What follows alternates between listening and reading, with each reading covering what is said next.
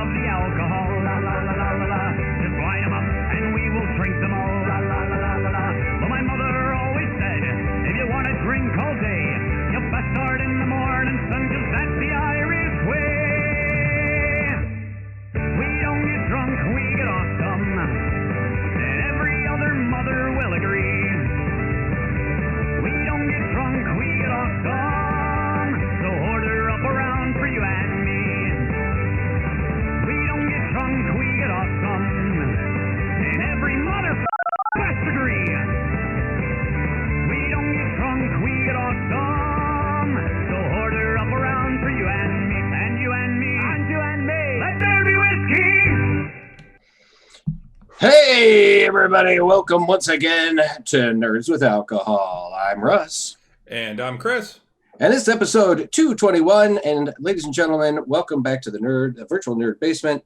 Guys, we've got a special guest today. Our reoccurring guest has been on the show, I think, twice before. Twice, yeah. Scott Mullen. Welcome back, Scott. Welcome from back, Scott. sunny Largo, Florida. Yeah, it was. I don't want to make you guys feel too bad, but it was 89 degrees today. It's okay, it was 70. Yeah, see, that doesn't make me feel bad because it was 70 here, and that's way nicer than 89. Yeah, it's way nicer than 89. Yeah, it was hot. It was bloody hot. It was like 72, but to put in perspective, tomorrow is supposed to be in the upper 30s. Oh. Yeah. No, tomorrow's 50, and 50. then Thursday is going to be like 36. Yeah. So. Yeah. It might rain tomorrow, but it's still going to be in the 80s. Yeah. Now, we're right here in the middle of the seesaw season, man. It's just like it's going to be, like I said, it was 72 today. It'll be 50 tomorrow. It'll be 36 on Thursday, and then it's going to start to. I think again, it's supposed to be cold again on Friday, but then Saturday and Sunday start climbing back up. Yeah, and then by like Saturday or Sunday, it's back in the 60s, and then we're in the 60s for the foreseeable future. Then. So, needless to say, my sinuses are exploding right now. Well, that's the thing. So, I got my first COVID vaccine today, and I'm like, if I'm not feeling good tomorrow, I'm not going to know whether it's from the vaccine or from just the weather going fucking bonkers. Going ballsy. That sucks, man. But, hey, Bruce is here too. Cool. CD and Bruce. Good to see you guys. So, yes, Scott, welcome in. We wanted to bring Scott on because we're going to be talking some superhero media stuff. We're going to be talking the Snyder Cut tonight. We're going to also be talking about Falcon and Winter Soldier. And I want to talk a little bit about the Invincible cartoon. I know Scott said he hadn't had a chance to catch it yet. Chris, did you get a chance to watch it? I watched the first 2 episodes so far. Okay. So we can talk a little bit about that. So, I don't want to talk too much because we got a lot to talk about. The end of the first episode. Fucking yeah, it's harsh, huh? But yes, the other thing I want to talk about is actually the Suicide Squad. Yeah, we oh my gosh. Suicide Squad trailer dropped. That looks so good. I've got a couple of quick hits that I'd also want to talk, just kind of like mention, a couple of things that are out there, like the new Rick and Morty season just got announced. We also have an announcement about a Thundercats film, a couple of other things. We also tomorrow premiering Godzilla versus King Kong, which I'm sure, Scott, you're excited for. Oh, I'm so excited. You are a Kaiju fan. I am. We also got an announcement about the Obi-Wan Kenobi cast. That's right. Yeah, it's going to be that. So we got a lot to talk about tonight. So let's kind of roll into things like Chris. Did you have a good week? Yeah. I mean, right now I'm going to say yes because I got my first COVID shot. So I am ecstatic at the moment. Good. So far, no side effects. A little bit of soreness where I got the shot, but it's really not bad at all right now. We'll see what happens when I wake up in the morning. Awesome. I got mine a couple weeks back, but I am looking forward to my second shot on Monday. CD's in California right now. Oh, well, that's great. Thanks, CD. Enjoy California. Hopefully you're enjoying yourself. I do hope you enjoy California. I've actually never been to California. Oh, it's great. I've been a couple of times. Farthest west I've been is Vegas. Scott, just CD or CDog 5 is one of our regular listeners. Oh, great. Chats in the chat a lot. Brucifer is an old buddy of mine, old gaming buddy, which we want to have on the show eventually. Bruce normally games on Tuesday night, so it's cool to have him here. But we're gonna have him on. He has actually probably been gaming longer than even you have, Scotty, because he's really he's actually a little bit older than you are. Huh. Because I was gaming like what 80, 79, 79, 80. I think he said, Bruce, you can probably weigh in on this, but I think he said he started gaming in 77 when it came out. Yeah. Wow. And I've been, it's been Christmas of 79. There you go. That was when I got my red box. Yep. Yeah, it was probably more likely 82 or 83 for me. So I was a little bit further down the line. Yeah. So I had a good week. You're also a youngin' compared to me. Yeah. Not that 47, man. Come on. I had an okay week. Like I said, back at the studio, doing stuff, cleaning up. Probably got a couple more days, at the end of the week here, and then I'll probably be on another break for a while until we get into full production. But it's talking to the boss, and we've got some good stuff coming up. Got some floats to make, and got to Jackson Pollock all over the floor the other day. That was kind of fun. We just kind of like, because we had paint that we had to get rid of, and we couldn't throw it away. It was old paint, and you can't just throw away liquid paint. So I was just like, blah! I just threw it all over the floor, and it's like, it'll dry over the weekend. And unfortunately, one of the other artists, two of the other artists said, can I play too? And started grabbing paint and overdid it a bit to the point where we actually had to like smooth it out. We had to get some rollers and like smooth it out. And then the guy who manages the building said, what did you guys do? And we're like, and then he was like, yeah, it's kind of slippery when it gets wet. And I went, oh, yeah, I didn't intend for it to be like an entire coating. I was like, speckles, you didn't put the grit in it And the building, the roof leaks a lot, so the concrete gets wet. And he's like, yeah, we're gonna have to put some sand and repaint this. And I'm like, oh shit. So, but it was still fun. I also got to throw a bunch of paint at a wall too. So that was the other thing I was going to mention about my week, and this kind of goes into part of yours too, is we had gaming on Friday. We did have gaming on Friday. We had Tavern Nights on Friday night, and we had a good time. Yep. A little zombie and white combat at the end. That's not white zombies. That is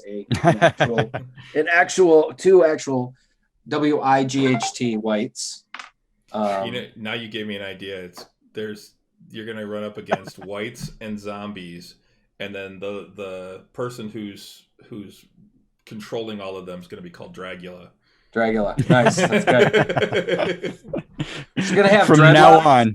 Yeah. From now on, every white in my campaign is going to look like Rob Zombie. Living dead girl. But yeah, that was a good one. And then the following day, I had my other game. They were back-to-back games, and so I did D&D for about 5 hours on Friday or on Saturday as well. So it was just a D&D weekend for me. Double banging D&D, man. Yep. It's good. Gotti, how about you? I mean, you got your shot yesterday, so that's great. But you have a good. I did. No, I had a great week. I'm getting ready to move, actually. So that's right. You mentioned to me after living at the house you and your roommates been living in for quite a long time. Yeah, over 10 years now. Yeah, your roommates purchased a house, and you're going to be moving with them. We're going to be moving. We close on the house on Friday, and so we're going to be at the house. Having our first dinner. Okay, the power may not be on Friday, but we're going to be in the house having Indian food and deciding where everything's going to go and that sort of thing. But we're going to be moving. So we started packing and all that good stuff. And I've been working very diligently on my web store stuff and getting my designs and stuff like that ready. For those guys who may not recall, or for the new viewers, Scott is an artist, and he has a fantastic line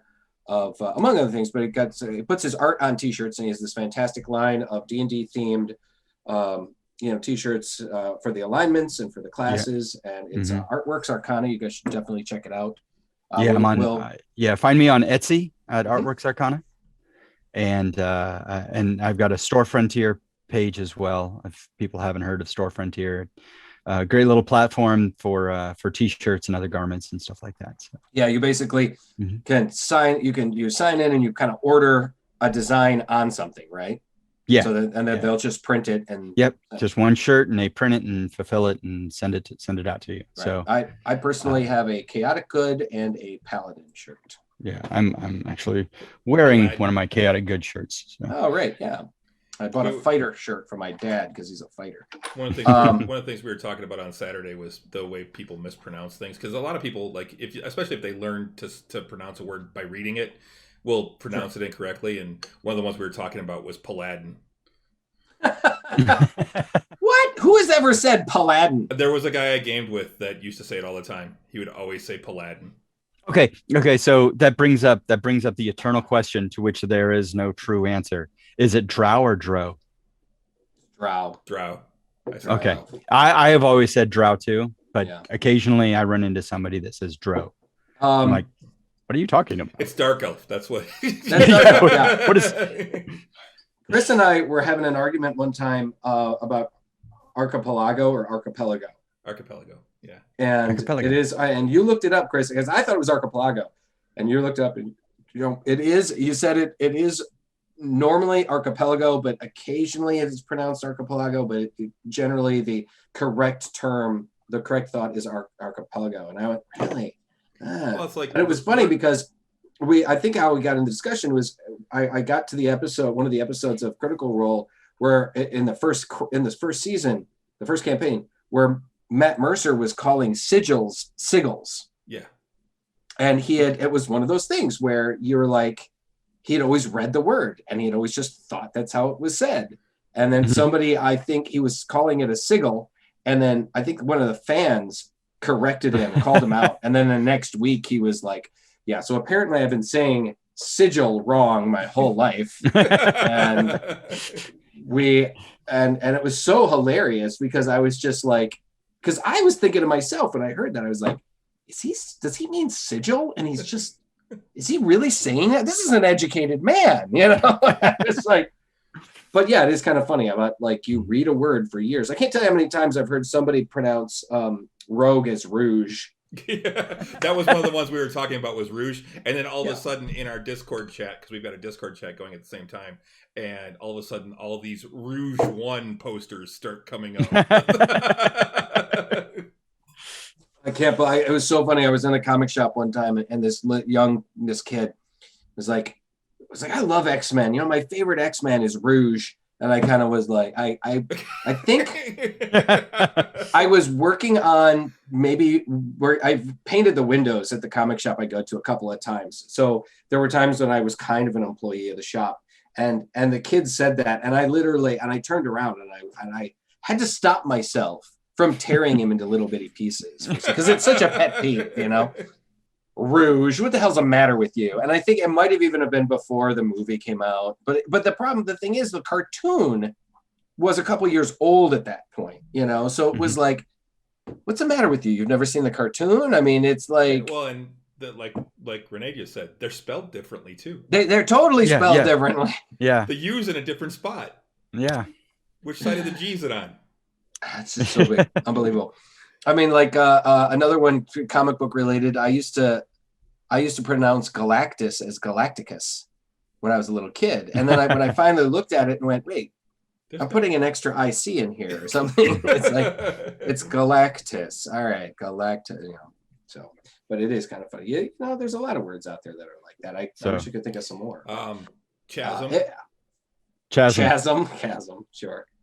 Some of them would be more local, like your area. Like some people say creek and some people say crick. Yeah. Yeah. Well, it's creek though. Crick is something you get in your neck. Yeah, exactly. Crick is creek is where the water flows out back. Right. You catch crawdads in the creek. And so, Chris, what are you drinking tonight? I am actually drinking something that specifically for CD, because he kept talking about how good it is, and that is the Left Hand Peanut Butter Milk Stout. Oh, peanut butter milk stout. Yes, I've had the left hand milk stout before, but never had the peanut butter. I've also got the raspberry one, but I haven't tried that one. This one I had once. It has a very peanut butter aroma. Magneto. Magneto, yeah. Magneto. Well, that's the thing, when you think about it, Magneto, or it definitely makes a lot more sense calling it, because Magneto. What's a who you know about what magnets are, but you don't know what's a magnet. Yeah. Hey. But a magneto is an actual like thing. I think it's like Magneto. It's some sort of like device or whatever. So Well, yeah, it's Magneto also is that whole vowel, consonant, vowel. That means the first vowel is long and all that. I know when I was young and I first started Thanks, reading Bruce. comics and such, it took me a while before I understood it was Loki and not Loki. You know, right? Loki instead of Loki. Loki. I was a little kid. I was like Loki because that sounded cooler than Loki. Sounded Loki, yeah. So that's a it's dark very beer, dude. Yep, it's a stout. So I mean, it is very dark. It actually has a pretty good blend for as much peanut butter aroma as there is. It actually does have a pretty good blend. It's still a little bit too peanut buttery for me, I think. I mean, I enjoy it. It's definitely good.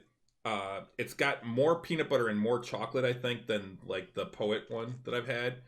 Or even than maybe more peanut butter, but not as much chocolate as the one I haven't reviewed yet, the Dragon's Milk. But this one, it is a good blend, and if you like that peanut butter chocolate flavor, it actually is pretty good. It's also very smooth. The lactose in it to make it the milk stout actually adds a lot of smoothness to it. Oh, excuse me. Overall, it is pretty good. I'm gonna give this probably 3.75. Okay. On the scale, it's definitely kind of your mid range there. 3.75 out of 5. It's something I would drink, but it's another one of those where I could only have one. But pretty much any, like fruit beer or stout like this, something along those lines, are things that I can only have one of anyway. So okay. But yeah, so I think if you like the peanut butter stout idea, or if you like peanut butter and chocolate together, this is actually a good one. Thanks for the suggestion, CD. Cool. What about you, Russ? Okay, Bruce is telling us a magneto is a permanent magnet electrical generator. Okay. So cool. Sure. That's what I figured. And now you know. Now we know. Scott, what are you drinking? Okay, well, since I'm down here at home, I have a local favorite. I don't know if I can pull it up here. You can see it is Coppertail Brewing Company in Tampa, Florida, and it's the Unholy, which is an American triple. Okay. It is it's a good beer. It's very drinkable. It doesn't have that particular tang that triples usually have, that Belgian style triple. It's I can bring the glass here. It is nice blonde color, just a little bit cloudy, but not too bad at all. It's a very standard tasting beer. I mean, if it's difficult to call this a triple. It doesn't taste like a wheat beer at all. It's not too bitter, a little bit, but I don't know. I would give it about a 3.5. Okay.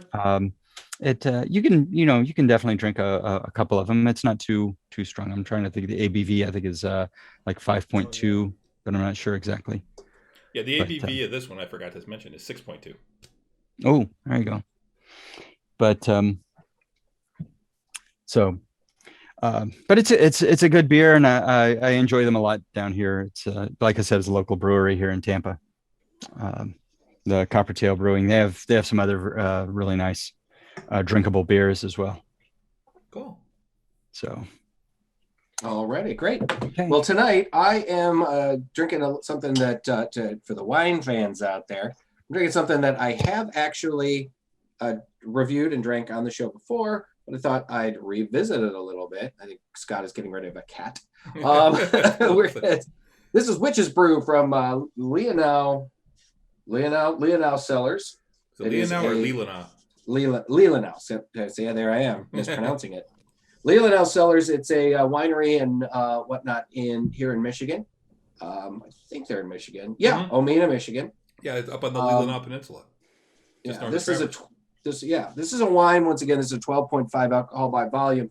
I first got this around Halloween because Witch's Brew, and they also make the Witch's Brew, normal Witch's Brew Red, which is a spiced red wine, which is really fantastic. Honestly, if you like a spiced red wine and you don't want to like make your own spiced red wine, the Witch's Brew is a really great one, and that one you can get year round. This one I think is more of a seasonal one around October, and I picked it up at the Italian bakery I go to from time to time, and they have wine there and stuff. And I think this might have just been, I think they had a bunch of bottles that just hadn't sold. I did, when I poured it, it was a little fizzy, a little bubbly, a little fizzy fizz. So I think maybe it fermented or something. I don't know yet. But, extra. Yeah, it was just kind of funny. But it's a nice spiced apple wine. Got a nice flavor to it. I really enjoy it. Yo, Joe, exactly. That was me. Yes, it was you. Because Renee said knowing is half the battle. It's got a little right. It's got a little, like I said, it seemed to be a little fizzy tonight, but it says on the back that it's kind of halfway between sweet and dry, and I'd say that's about right, but it probably leans a little on the sweeter side. So it does for the sweet people out there, but it's just a nice wine in. Well, if it was still fermenting, then yeah, because it would have still had some of the residual sugars in there for it to ferment. Yeah. I think it might have been because it is a little tingly. It may be a little more dry now than it was. Yeah, maybe a little higher in alcohol content. Great, I haven't had dinner yet. Either way, it's a solid wine, and if you can catch it, hopefully. Yeah, it might be a little hard to find right now, but if you can catch it next late fall or mid fall, I highly recommend it because it was. I remember my first bottle I really liked, so and I like this too, but I think maybe it fermented a little. Cool. More. And hey, Scott, who was that beer by that you had? Coppertail. Coppertail. Yeah, let's see if I can put that up there. Or is their logo? Coppertail Brewing Company. Okay. Yeah. I just wanted to get it down because I'll keep an eye out for them. Yeah, they're really good. They've got a few different standard beers that they put out here. Well, Tampa is known for having a lot of breweries and a lot of good ones. I mean, I'm not a big beer guy myself, but I know. I mean, I spend a lot of time with Scott when I'm in Tampa, and you are. Cigar City is fantastic. Well, Cigar City makes a couple of good ciders too. You know? And in fact, some really great ciders. There's a spot down in St. Pete, downtown in St. Pete, where you can park in one place and walk or stagger, as the case may be, to it's like 3 different breweries. There's a place called Green Bench Brewing Company in St. Pete. There's Three Daughters Brewing, and what's the other one? I want to say there's another place called Rap Brewing, which is in Largo, which is just down the street from me. But I know there's a third one. I can't think of it. And then there's a distillery. If you get tired of drinking all that beer, right? Yeah, a distillery. They make vodka and whiskey, a couple other things. I'm trying to. There's a bunch of places. I think it is technically St. Pete over Paradise Island, right? Or no, not Paradise Island. Pleasure Island, right? Pleasure Island's got a bunch of like bars and tap rooms and stuff over there. Pleasure Island is what Disney Springs is now. That's right. No, Pleasure Island is long gone. Well, what's the place? It's over the pier over near St. Pete, or over along the coast over by Clearwater. Oh, gosh. Where the beaches are and shit. Yeah. I'm trying. But there's Clearwater Beach, Indian Rocks. I'm trying to think of what you might be referring to. Yeah, it's kind of like all the kitschy gift shops and shit. I think there was a Cigar City like store there or something. And there was a meadery. There was a big ass meadery that was right there too. That was like John's Pass. Yes, you may be thinking of John's Pass, and there is a brewery there too as well. So CD said he's drinking a California Cream and Creamsicle Ale from Mother Earth. He said it tastes like a creamsicle. It's a vanilla cream ale. Apparently that's a thing. And Renee said she loves Green Bench. Yes. Green Bench is very good. So Chris Johnson is a fantastic brewer. I think Renee was down in Tampa for like a brewing thing during Hanapu days. Yeah, and it was during Bay Area a couple years ago or something. Mm-hmm. Yeah, it happens in I think it's like mid or late February every year. Mm-hmm. But yeah, it's Hanapu days. It's like I believe it's like a sour festival. Interesting. I mean, I'm live here and I hadn't heard of it, so need to go down and check it out. Well, Scott goes to this great bar. Hunapu days. That's what it is. Hunapu days. Okay. Hunapu. What's the bar that you love that you're in the mug that's club? my place. It's Willard's Tap House. Yeah, Willard's Tap House. And it's one of those places that got all kinds of gourmet beers and shit. Yeah, it's 40 taps. 40 different taps. Yeah, and my t-shirt says no crap on tap. So it's it's not a place that you're gonna walk in and order a Budweiser. Yeah, one of my favorite places around here is actually Brown Iron, which they started off with one location out in like Washington Township, so they were ways north of me. But now they've got one opened up in Royal Oak, and I love going there. They've got like 40 or 50 taps, and it's all craft beer. Some of it's theirs. They actually do make a couple, but it's a lot of other stuff too. Yeah. Well, when Scotty comes back to town for MRF, we'll have to hit some of these tap rooms and shit. For sure. Yeah. You two can drink beer and I'll drive. And maybe sounds like a plan. I can get some ciders instead or something. I'll drink my Pepsi. Let's make it so. Yeah. Okay, yeah. So Renee said the Hunapu Days is a beer festival that Cigar City hosts. Okay. Oh, okay. Right. Okay. Fooder for Thought is the sour festival. Which is the day before Hunapu. Yeah. Oh, so Cigar City's brewery is just down the street and around the corner from the stadium, from Raymond James Stadium, where the Bucks won the Super Bowl this year. Super Bowl.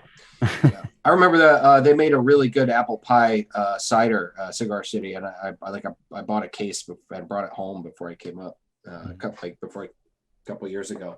So really solid.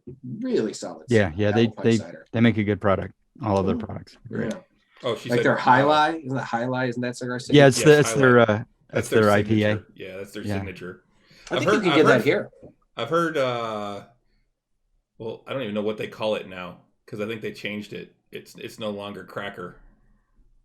Yeah, they changed that. It's like that's probably a bad name for a beer. I think they actually changed it to like Florida Man at one point, and I think they were going to change it from that too. So, but yeah, it's but I've heard that one's really good. That's just a straight up ale and or lager. I haven't had that. The White Oak High Life was really good when they came out with that. I had a couple of friends that swore by that High Life, man. It's just like it's good hanging out. It was because some of my friends down at the fair. Because I think it was 2 seasons ago specifically. I used to spend a lot of time at the site during the week doing painting work and stuff. And I remember Ash Carey and a couple other friends like Julian used to drink it a lot too, and just going on. And I'm just like, guys, I'm just not a beer guy, But I do regret sometimes like saying that. Like I need to probably expand my horizons a little bit and drink beer a little more often. And actually, I don't need to, but maybe I should. But Willard's is fun. Like Chris, if you ever get a chance to go down to the Tampa area, there, Willard's is it's a small place, not huge, but it's very cozy. They have, it's a mug club. You pay a certain, you get a certain number of drinks, and then you get a mug, right? Yeah, you get you try all 40 taps on your first card. They give you a little punch card, and you try all 40 taps, get all 40 punches, and you get a free T-shirt, and you get the second card. So you fill the second card out. You get like 5 free beers, which are good on your next card as well. And you get a third card. You fill out that third card. Jesus Christ. And of course they change all the time, Right. So they're always changing. So you fill out that third card and then you get your own mug, and the mug stays there. Yep. Yeah, there's a microbrew here, Boffin Brewing, over in St. Clair Shores that does something similar. They only have like 5 things on tap at a time, but you get a card, and I don't have it with me. It's in the other room, and it's like got like 25 punches on it. And if you get 25 punches, you get a T-shirt. If you get another 25, then you get like 10% off your meal or something like that, or you get like 10% off your 10% off your meal. That's horse shit. There's another big thing that you get, and then if you get a third card, then you get a mug, and they're actually handcrafted ceramic mugs that each one is unique. Oh, that's when cool. when they do them. So the mug I have at Willard's, and when you get your mug, they ask you what you want written on it, so you get to put whatever quote different things like that, and they will have that printed on the mug for you. Yeah, Dark Horse does that too over in Marshall. Yeah. What does yours say, Scott? What is mine? I'm trying to remember exactly what mine says. I don't want to mess it up. Willard's is its own reward, but the mug is nice too. That's cool. And they have like board games and stuff, and people hang out. You can have food delivered. Many nights we have sat there. We will walk in with a bag full of wings from the B-dubs down the street, and we will sit there and eat wings, drink beer, and play Cards Against Humanity for hours. I did that online a couple of nights ago with some friends on a Zoom kind of call thing, and there's this online thing where there's like an app where you can play Cards Against Humanity online, and it's almost as fun as being in the room, man. It was pretty crazy. I'm gonna talk them into letting me come in with all my friends, and we'll drink beer all night, but we're gonna play D&D. There you go. There you go. Scott, hey, that's the other thing too. I mean, one of the nice things about being in the community that we're in, you guys are moving. You got a big community that you could tap into. Yep. It's like send out the call. Yeah. Hey guys, Scott Mullen is moving. I'm sure that you will get 30 people show up to the house, and you'll be moved in 10 minutes. Yeah. So, well, we should probably move on. I was just going to say we should get going because we're a half an hour in and we haven't started any of the million topics we've got to talk about. We're going to run late. We're going to run late. We always run late when we have guests anyway. All right, so I'm trying not to. Let me jump into a couple of things here right quick. Just some real quick stuff. Nothing is quick with you. Shut up. Let me see here. So I posted on the Facebook group earlier today. They announced the new season for Rick and Morty, season 5, coming up in June. They put a trailer up. I put it, like I said, I made a link onto the Nerds with Alcohol Facebook page, June 20th on Adult Swim, 11 p.m. Eastern, season 5 premiere. Not much else to say about it. Just looking forward to it. Rick and Morty is probably one of the smarter and more offensive cartoons that they've put out in the last few years, brought from us by Dan Harmon and Justin Roiland and stuff, the guys that brought you Community. I was talking with somebody about that show, and they're like, "Oh, you just need to binge it." I'm like, I can only watch so many before I feel like I need to take a shower. You're right. Yeah, right. It's definitely one of those shows. It's definitely one of those shows you got to take in doses I feel bad for laughing at a lot of the jokes. Right. I mean, we're laughing. Am I really that bad of a human? It's almost as I'd say Family Guy is worse most of the time. Yeah. Family Guy is really worse most of the time. At least this show really has some like heart, and there's some really like if you delve into the actual like character shit that they deal with Rick and his family and stuff. There's some real like pathos there. And I also love the fact that they do a lot of cultural references. There's a lot of like in the trailer you can see like obviously a Voltron kind of reference thing that they're doing. And I've noticed that comic books, there's Rick and Morty comic books, and there's been some variant covers that look like a D&D character sheet. Oh yeah, I have the Rick and Morty versus Dungeons and Dragons collected edition. It was a 4-issue mini, and it is goddamn hilarious. Scott, each issue is really smart actually. Each issue is Rick trying to teach Morty how to play D&D, but he starts with first edition D&D, and then he goes to second edition D&D, and then the third issue is third edition D&D, and then they like, and then the fourth issue they go to fifth edition, and then at one point Morty's like, well, what about fourth edition? And Rick's like, we don't talk about fourth edition. Nobody does. Talks about it. Yeah, it's really smart. It's some really fun stuff. I actually, when I had to fly down to help my parents drive up the first truck to when they're moving back up here, I read it on the plane, and I was just like, holy shit, this is so fucking smart. You just made me think about the fact that fourth edition D&D is kind of like the Godzilla movie from '98 that nobody talks about. Nobody talks about the Matthew Broderick. Yeah, exactly. Any Highlander movie past the first one. Exactly. Yeah, exactly.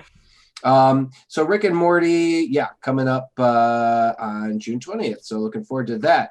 For those of you guys who might have noticed, there was, for those of you guys that played the Avengers video game last week, I talked about it a bit ago, that they did unlock the next chapter, which features Hawkeye. They unlocked the new character of Hawkeye. It's great. A lot of fun to play Hawkeye, actually. And they did also announce the next chapter, which will be coming later this summer, is going to be Black Panther. So they'll be introducing Black Panther into the game and an entire chapter, and going to Wakanda and stuff like that. It's cool. The problem with this game is microtransactions. If you want to unlock all the costumes and shit that you end up, you'll pretty much end up having to spend money on the game, which is a bit of a drag. I like the game a lot and it is fun, but I'm not spending. And that's the other thing too. The money that you have to spend is kind of insurmountable. So it's kind of you have it for your console? I have it for my console. I have it for my PS5. I actually when they released the Hawkeye edition, they actually released the upgrade from the PS4 version to the PS5 version, and I gotta say, it cooks. The load times are faster. It's a little prettier, not too much. It was already a pretty game, but it's really good. Scott, you'd probably really like it. It is a lot of fun, but you would need at least a PS4 to play it. That's coming with the new house. There you go. It's on Ashley's shopping list. A PS4. PS5. Yeah. You'll love it. It's beautiful. It's amazing. And the nice thing about it, it is completely backwards compatible with the PS4 games. So there's still, even if there isn't a ton of PS5 games that you're interested in playing, there's a lot of PS4 games that you can play.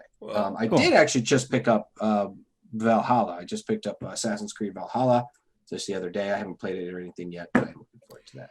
Well, along with the PlayStation news, PlayStation also announced that they are discontinuing the PlayStation Store for PS3, the Vita, whatever the Vita, and one other thing that they later this summer. They're gonna. I think in August.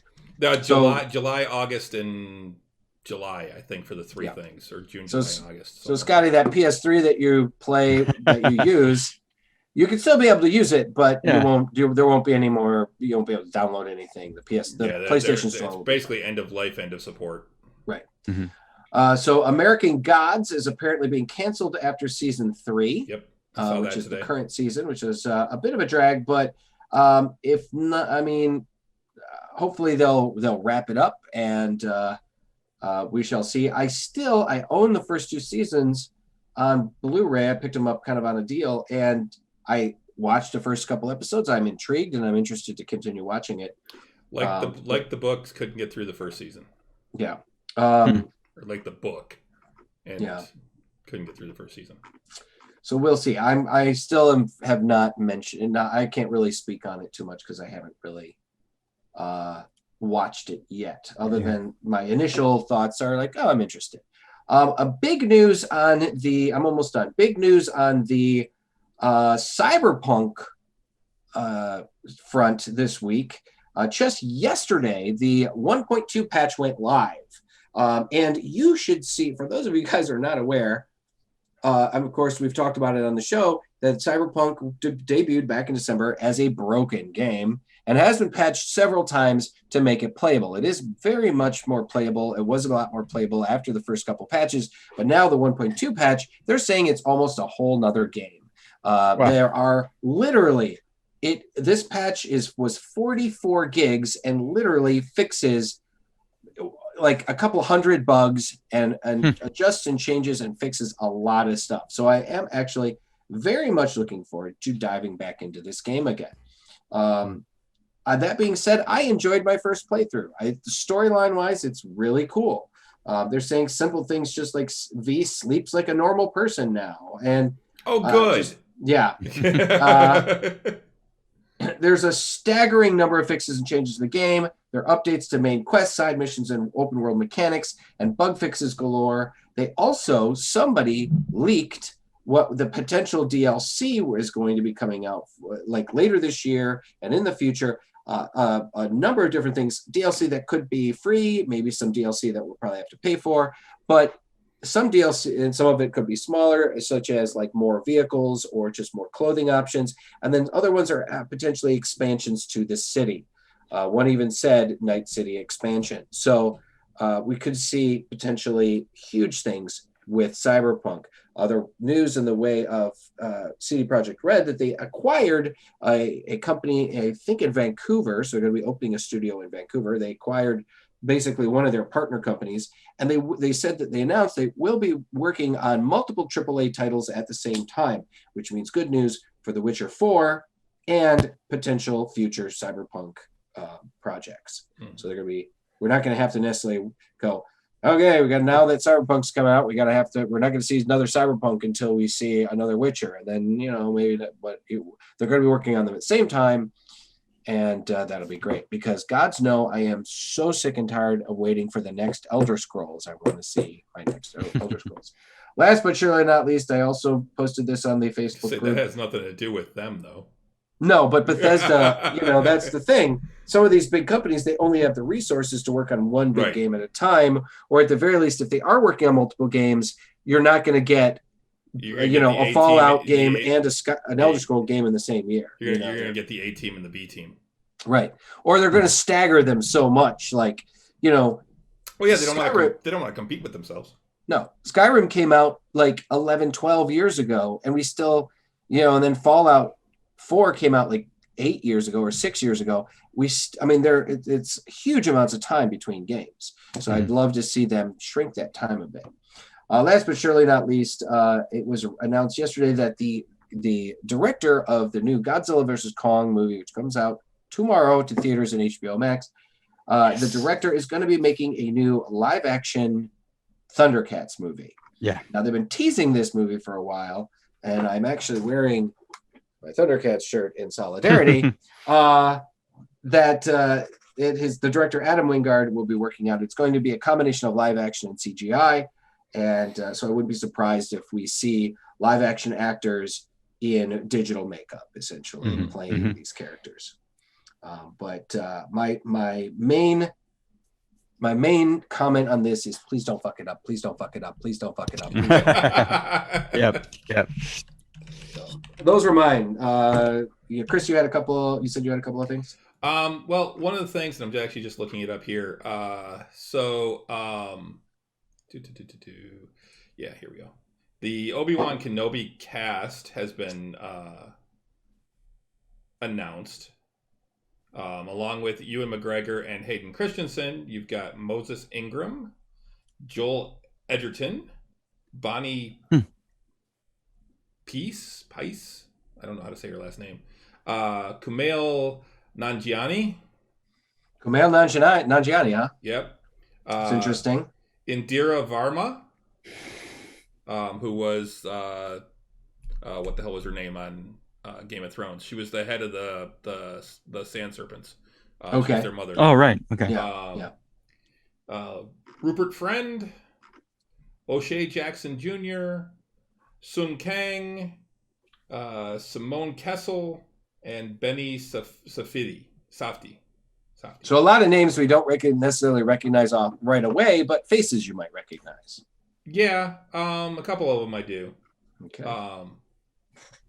But yeah, so they've been. I mean, no, they haven't really said who they're playing, but they're going to be in it. So I did hear that the actor who played Jar Jar Binks has said that he is not involved with the Obi-Wan Kenobi show. I sure as fuck hope not. So we have a reprieve from that. So that's good. Anything else? That was the main thing. Some of the other stuff I want to get into is other stuff like I want to talk about the Snyder Cut first, and then we can get into the Suicide Squad after that, I think. Okay, and then we'll end the show. And then and we can talk. If you want to talk Invincible real quick, because we're not going to spoil it or anything like that, since we haven't done anything. But the one thing I want to say about Invincible, I've only watched the first 2 episodes, and it's been really good. I really enjoy it. I think the animation's really good. I think the story. Well, I don't know what the fuck's going on because I never read the comic, and I was really shocked at the end of the first episode. And actually, a buddy of mine said he watched the first 2 episodes, and he's like, "It's got potential." And I'm like, "I only watched the first one, and holy shit, the end." He's like, "Yeah, that ending is why I watched the second one too, the same night, because I couldn't stop." But what amazed me about that is the voice acting cast. Yeah, it's a huge. I'm really like, star-studded holy cast. shit! Yeah. Well, and like today, there was one we were watching the second episode, and I'm like, I know that voice. I bet that's, and sure enough, it's Clancy Brown. Yeah. He does a lot of voice acting. He does. He really does. Which didn't surprise me, but the character even kind of looks like him, so I'm like, oh, okay. Yeah, he's the demon detective. Yeah. And stuff. Now the cool thing, for those of you guys who don't know, Invincible is a comic book that ran 144 issues. It was written by Robert Kirkman, who wrote and created The Walking Dead. It was something that he kind of did alongside The Walking Dead for 16 years. The comic actually ran. It didn't run 12 issues every year. Sometimes it was 8, sometimes it was 10, sometimes whatever. So that's why there's only 144 issues in 16 years. It was no annuals really and stuff. It had a couple of spin-offs, but he basically created his own superhero universe. And in this universe, superheroes are real and they're a part of the world, but they're still superheroes. They're not like some people will think, well, if superheroes really existed, they'd be all government agents, or they'd be this kind of thing, or they'd be that kind of thing. We saw that in the Ultimate line for Marvel Comics, but they end up being too gritty and over realistic. In the Invincible universe, they are a little more realistic, but they are still superheroes. And so you have concepts like, at one point Invincible stops a guy and stops a villain from robbing a bank, and then looks at him and says, "You invented anti-gravity boots and you decided to rob a bank with it. Why don't you sell these and make money instead of robbing a bank?" And the guy just kind of was like, "Wow, that's a really good idea." It's like, well, yeah, good luck getting that passed in prison now. Right, exactly. So Invincible ends up helping this guy instead of like necessarily, he still goes to jail or whatever, but he ends up helping the guy so that he gets out of jail a little bit earlier and can make and stuff like that. So it's kind of a superhero tale that like makes more sense, And there is they also have a lot of like analogs to DC characters and Marvel characters, like Superman and Wonder Woman and Aquaman and stuff. They have their analogs. And in this tale, Invincible is the son of essentially Omni-Man. Essentially, there's a Batman too. Yeah, there is a Batman and stuff like that. Yeah, the Darkwing or something. Darkwing, like that. yeah. And Invincible is the son of Omni-Man, who is their Superman, who is a member of an alien race called the Viltrumites. They come from Viltrum, and he says that they come to Earth once they come of age, they go out into the universe to help developing. Right. To help developing worlds, and his father Nolan came to Earth, and so Invincible's powers kick in, and then he starts to become the character that he is. He's learning about being a superhero, and I will say one thing, that the big reveal that happens at the end of the first issue or first episode actually doesn't happen in the comic book until like issue 12. And you don't find out this kind of twist until the end of the first year of the comic, because and I read an article about this, and the reason why they did that is because they need telling a story in a comic book is very different from telling a story in an animated series. Yes. And they need to you don't necessarily need to tell them the same way. And the big reveal allows the audience to know what's going on and kind of wonder, okay, how are these people going to find out about what happened and stuff like that, as opposed to, them spending all these issues building up to that. So each issue or I keep mixing them up. Each episode runs about 45 minutes. So it's a good long animated show. There's going to be 8 episodes in the first season. And I got to say, man, it is really fantastic. It's faithful to the writer. I mean, Kirkman is involved, so that's great.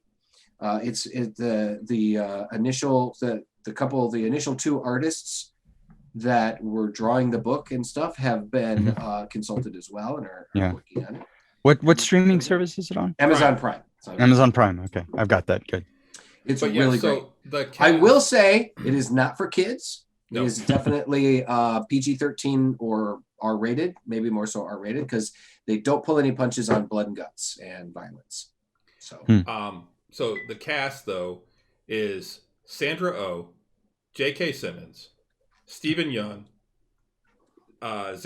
who just got nominated for an Oscar. First Asian American to be nominated for Best Actor, I believe it is. Mm-hmm. Yeah. Zazie Beetz. Yep. Walton Goggins. Yep. Jillian Jacobs. Jason Mantzoukas. Yeah, Mantzoukas. Greg Griffin. Kevin Michael Richardson. Zachary Quinto. Yep. Andrew Rannells. Melise. Seth Rogen, whose voice I actually recognized. Yeah, he's actually a producer on the show. Yeah. Max Burkholder.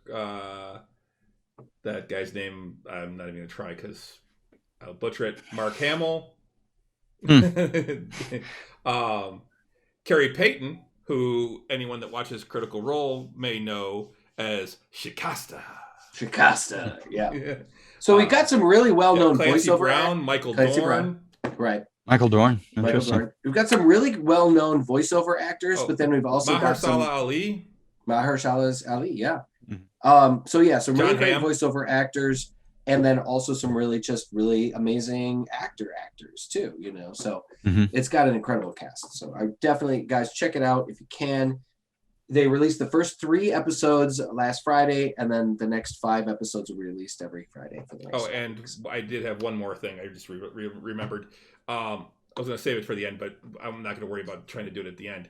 So another announcement today from WizKids, the makers of miniatures, is that they are developing its largest tabletop role-playing game miniature to date. An absolutely massive game-scale premium model of Tiamat. Holy shit. It will measure. It said what this article says, it'll tower over your player character's monster miniatures, most of your terrain pieces, and likely some small pets. It is going to be 28.9 inches wide. Holy shit. 14. It's over 2 feet. Yeah. 14.6 inches tall and 16.8 inches long. Wow. Neat. Well, we know that Joe Manganiello is going to be getting that in the mail. Yeah, right. Well, and they said that it's going to be priced in quotes, under $400. Fuck me. That is crazy pants. Okay, I just pulled it up. And they have pictures of it on here. They actually have like a scale next to a soda can. Like a pop I'm looking can. at a render. It's a digital rendering, it looks like. Yeah. And holy shit. It looks badass. Wow. But yeah, I'll post this I'm going to post this up on Nerds. But yeah, that's and it comes out in September, just in time for my birthday. Who doesn't want their very own Tiamat? The problem is, this thing is so big. Where the fuck would you display it? I mean, on the coffee table. On the coffee table. That's where it goes. Center of the living room. Now, thankfully, in Scott's household, and probably your household, Chris, that'd be fine. Yeah.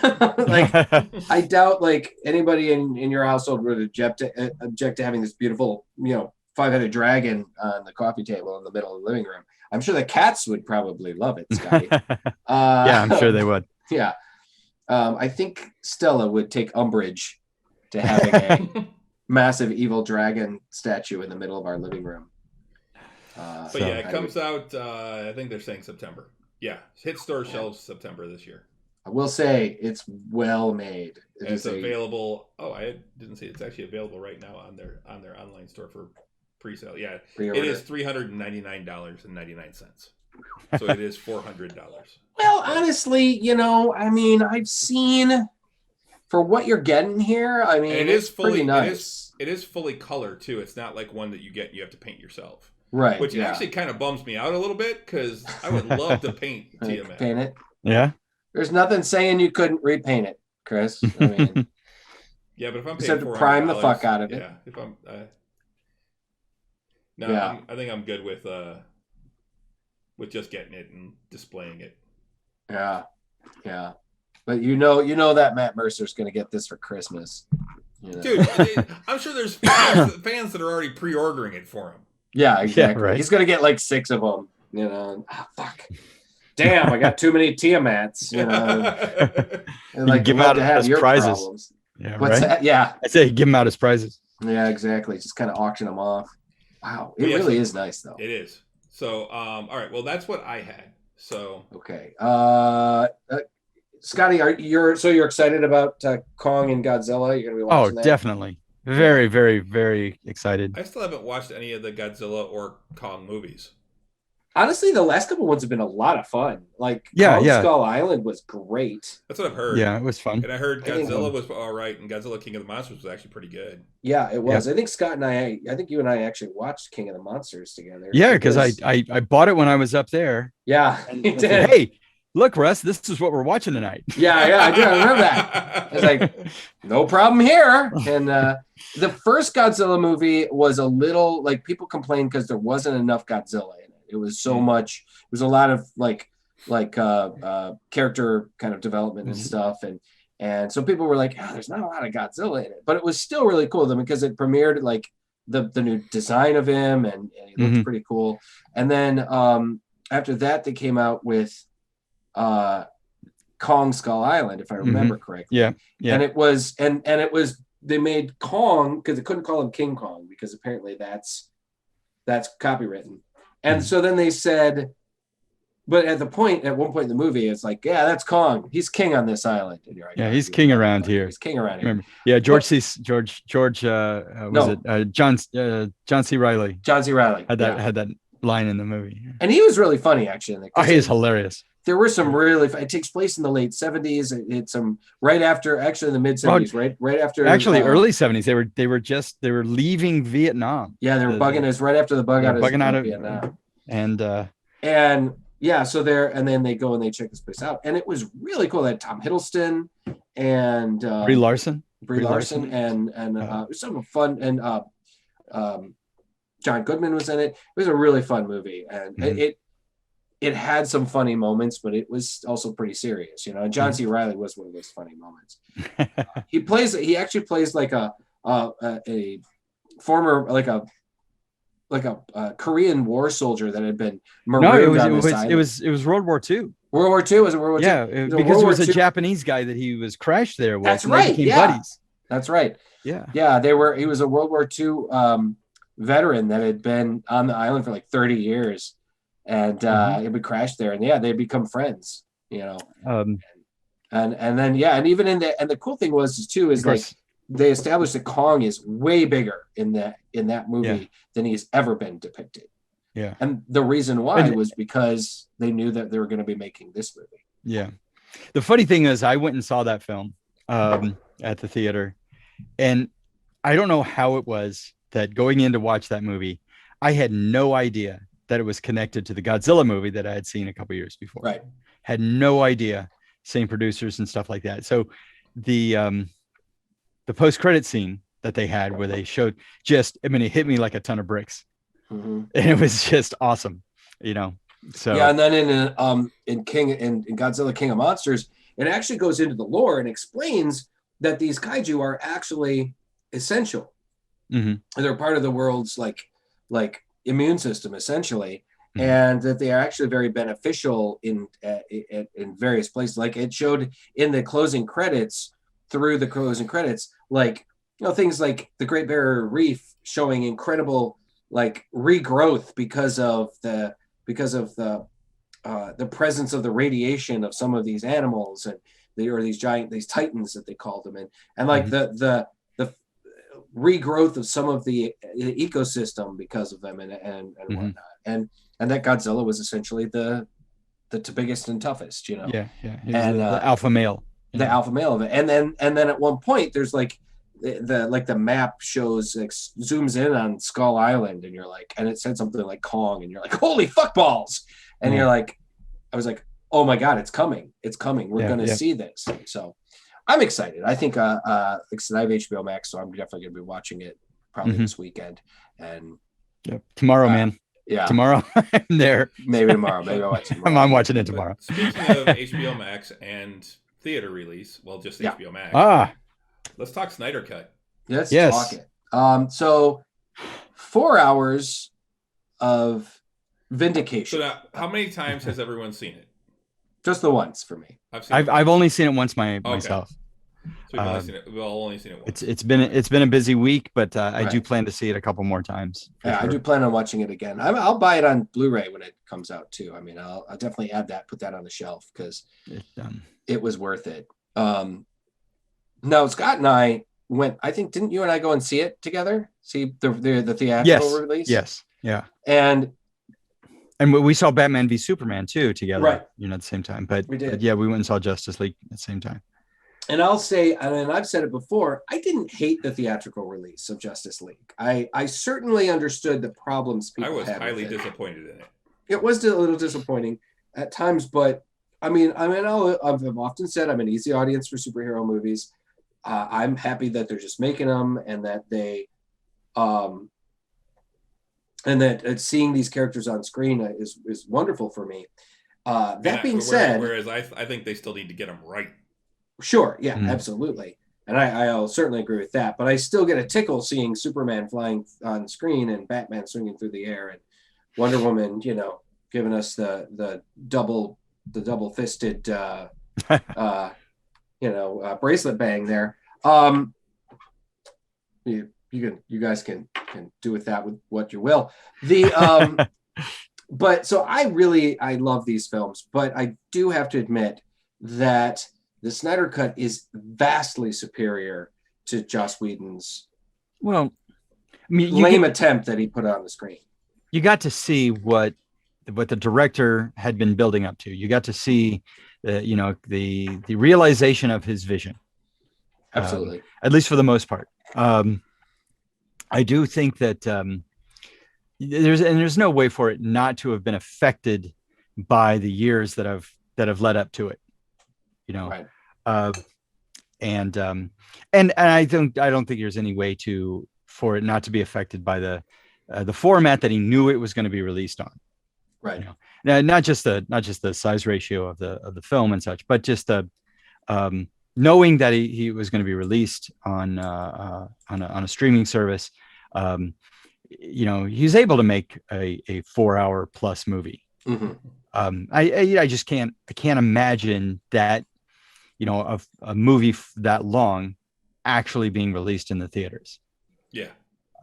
It wouldn't have been. I think even Warner Brothers would have told him to cut it down. Yeah. Because, just think about the economics of it all. You can make all the movies you want, but unless you have theaters to show them in, and those theaters don't want to put a 4 hour movie up in one of their cinemas. They can't charge you twice the ticket price. Well, and they're not going to make a lot. Where they make all their money's on concessions anyway. They don't really make anything on the film. So right. Unless you have an intermission where people can go out and get more popcorn and buy more drinks. Oh, this is Sun. Oh, Yikes! Sorry, that was my phone. Yeah, I was going to say thanks, Russ. Yeah. But yeah, unless they can make that extra money, they're not gonna. They don't want. They don't want. Yeah, it costs them stuff because they've got to pay for that film, and then they can only show it half as many times as they can a 2 hour movie. Yep. And they're going to get all those concessions on those twice as many showings. So a 4 hour movie is never going to make it. Probably one of the longest films released at the theater to date I can think of. I can think back to Return of the King was around 3 hours, wasn't it? Yeah, a little over 3 hours. Yeah. And that was a stretch. That was a real stretch. Watchmen was long. Yeah. Another Zack Snyder Ironically, film, another Zack Snyder you know. film. Yeah. So yeah, you can't help but the movie is going to be affected by the format and such that it was shown in. Speaking of Return of the King, do you see that with the all the hype and how well the reception has been for the Snyder Cut, that now Peter Jackson wants to release the uncut versions of the Lord of the Rings movies, total runtime about 8.5 days. Yeah. Jesus Christ.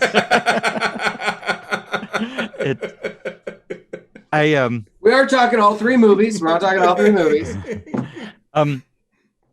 But as far as the Zack Snyder goes, I have always been a huge fan of Zack Snyder's films. I've always loved the movies that he has made, from his Day of the Dead remake. Sure. Which was pretty much his first one. Sucker Punch. I mean, a lot of people hated Sucker Punch. They didn't like it. I liked Sucker Punch. I really liked it. I think that the people that didn't like it was because it wasn't what they expected. Right. It was a movie that came out that looked like it was something that they could just munch popcorn and watch, and they didn't have to think about it. Right. And all of a sudden you get this movie that, wow, you got to think about this. Right. Because there was a lot to unpack watching that movie. And if you think about it, any Zack Snyder film, there's a lot to unpack. Yeah. As wonderful as his cut of, I even think that there were some scenes that he had where, he probably could have shaved a few seconds here or a minute here, and it wouldn't have mattered, but it was wonderful to see his whole vision. Yeah. Ultimately, though, looking at the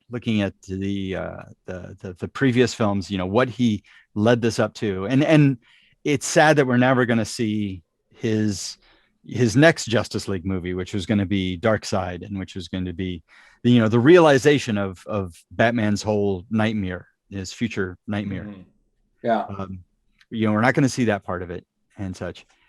I don't think ultimately that this was the right choice to be made for creating the DC universe on film.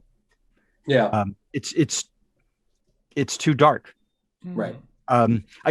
It's not that there's something wrong with movies being dark, but I don't think that people I don't think they want to see Superman that dark. I actually think that I agree. The ones that are best for mass consumption were Aquaman and Shazam. Yeah. They had a whole different tone. They were fun. They were superhero movies. They weren't they weren't that dark thing. And they were very, very successful. Mm-hmm. Mm-hmm. Yeah. And they're also two of my favorites of the new DC movies. They're probably my two favorites. You probably just named two of Scott's. Yeah. Well, I mean, those are my favorite heroes. I've been the biggest Aquaman fan forever. And Shazam, Captain Marvel has always been, number two. Yeah. So it was great that they both came out within months of each other. Yeah. They were solid movies. I also will still Zachary Levi as he was great. Absolutely great as Captain Marvel. So I'll also hold up the first Wonder Woman film as possibly one of the best ones too. I mean, sure, there was still a fair amount of that muted color palette. Yes. Mm-hmm. As you watched it, which part of that was because they were trying to give it that feel of that old time feel, right? Mm-hmm. Mm-hmm. But watching all of the Justice League and such, I just thought that this has been beautiful. It's wonderful. I can see the whole vision that Zack Snyder was going for. But at the end of the day, and I get it. I get the fact that I think that Warner Brothers saw the Marvel movies that had come out prior to that, and they said, we have to do the same thing, but we've got to do it differently. Right. How are we going to make our movies really, really different from these Marvel movies? Because think back to when Warner Brothers made the Green Lantern movie. Okay. They tried to make a superhero movie that was just like those Marvel movies. Yeah. It was fun. It was exciting. It was energetic. It had this great, funny, but engaging character, actor to play the main character and such. And it absolutely fell on its face. Right. Right. And I don't think they wanted to look at the real reasons why that movie was bad. They didn't want to look at the fact that nobody was ready to see or liked the costume design, which was all CGI. It just looked terrible. It was really bad. Just don't make the suit green or animated. Yeah, or animated. But also, they thought that it was just automatic. Well, we'll take this popular character and this popular actor and nothing else matters. Well, no, at the end of the day, a good script does matter. Right. And that's what they didn't have. It was an absolutely terrible script. Right. The script was probably worse than the story. The story wasn't bad, but in the end, they tried to make a superhero movie like the Marvel movies. Mm-hmm. Boom. Total failure. But they had made superhero movies that were very, very popular and very, very good in all of those Batman, Christopher Nolan's Batman trilogy. Yeah. Mm-hmm. Hell, it won an Academy Award, a major Academy Award. Yeah. Yeah. So they're like, we're going to make an entire universe of superhero movies that are that serious. And we got this guy, Zack Snyder, who's already made this Watchmen movie. And he's going to come in and he's going to do this and it's going to be great. Well, they weren't really I don't think the executives were in for the long haul. Right. That Zack Snyder, and I think that Zack Snyder expecting his audience to go for 3 movies to realize his whole Superman arc.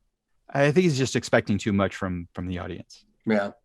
Well, I think on top of it too, we also we can't forget about the Justice League movie that they were working on, that they had an entire cast. They had people they went down to Australia to work on it, to start costume fitting and getting into shape and rehearsals and stuff.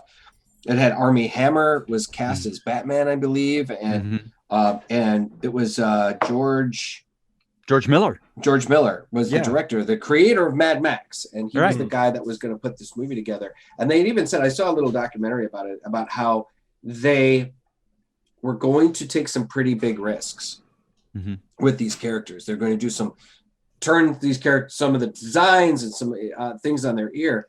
And then, like, for whatever reason, I can't remember exactly what it was, and I should probably look this up, but they pulled the plug. They just pulled the plug right out.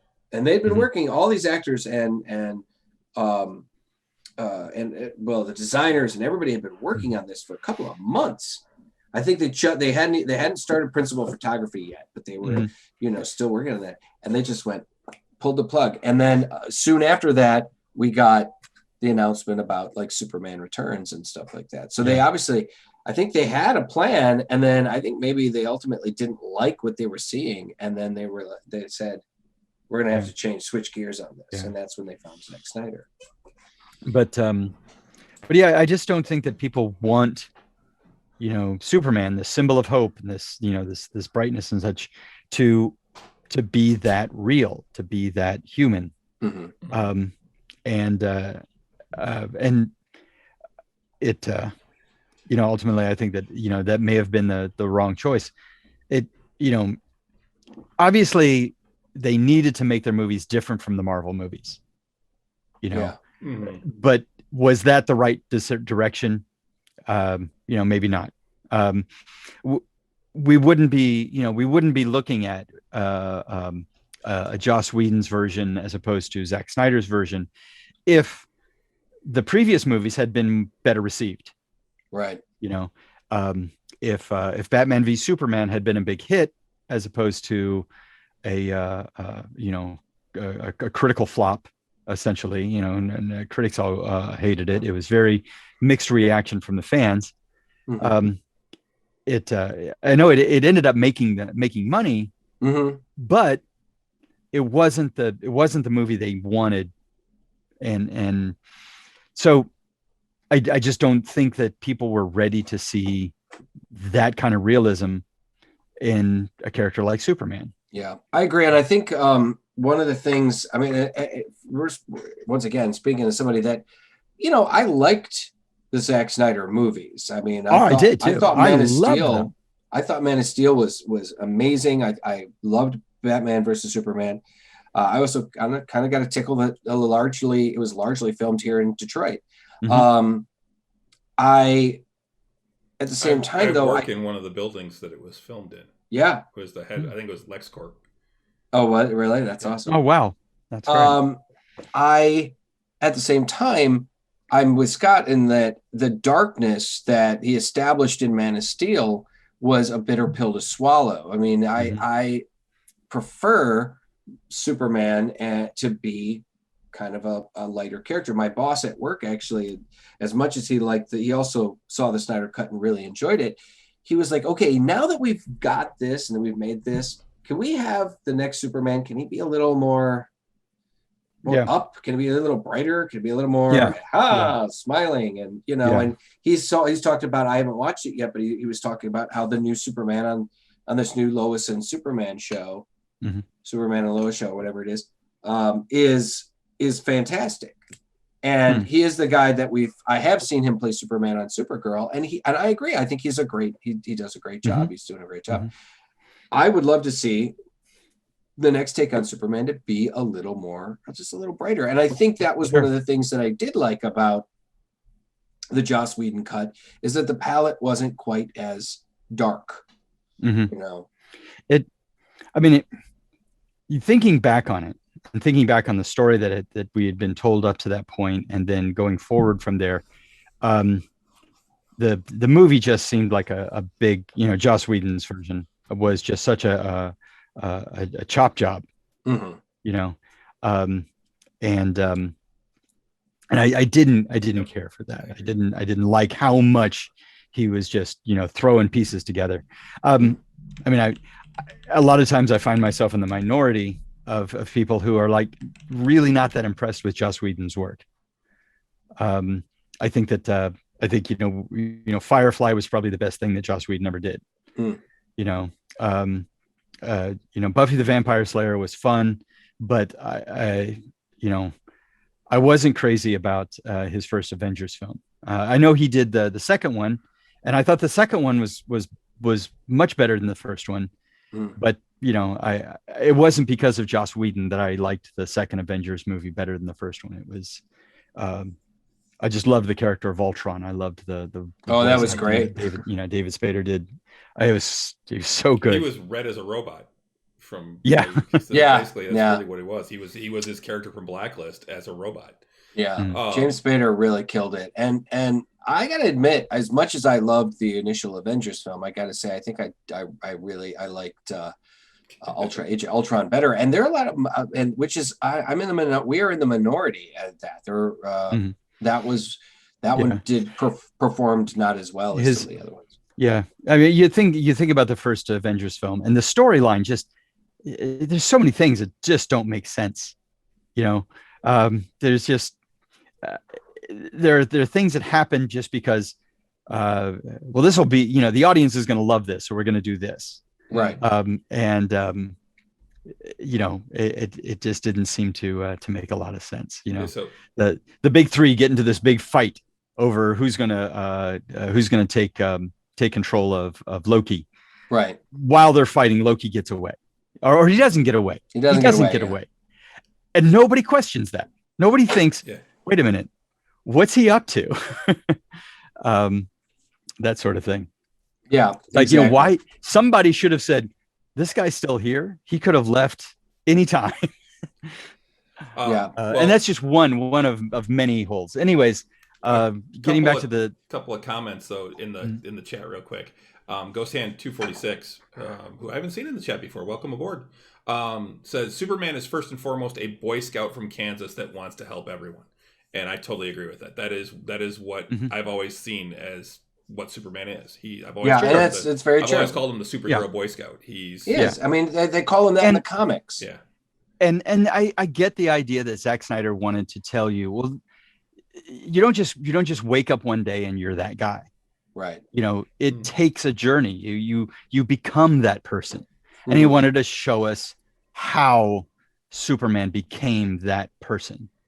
I just think that 3 movies and that much darkness was too much to ask of your audience to stick with it and get there.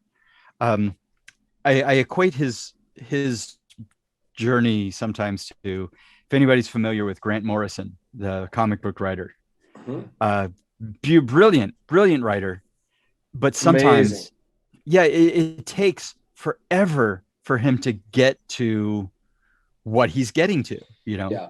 Well, he's writing Green Lantern right now, and it's like it just finished. It just finished. Finished. Yeah. Yeah.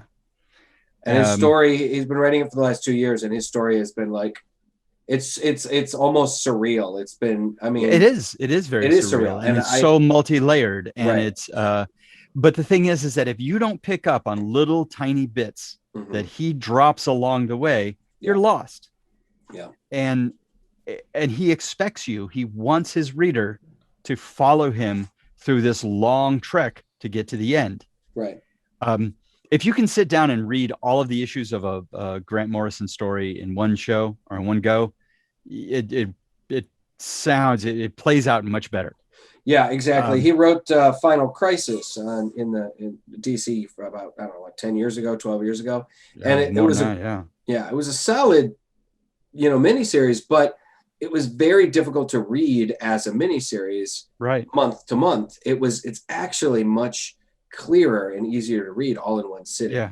And you got to read all the little things, all the other little side books that he did along the way, because there's little clues and there's little bits of the story that are hidden in other parts of it's just nuts. And Zack Snyder, I think, expected, and he wanted people to come along with you. Here, I'm going to take you on this 3-movie journey. Yeah. And I agree. I'm going to tell you how Superman becomes that guy that everybody knows and loves. And people are just like, no, you didn't capture their investment in the character at the beginning. Well, and so here's my thing. So the other thing, one of the things I didn't care for in the movie, and I know it's not as bad as some, but you got Michael Bay, who puts way too many explosions in his movie. Yeah.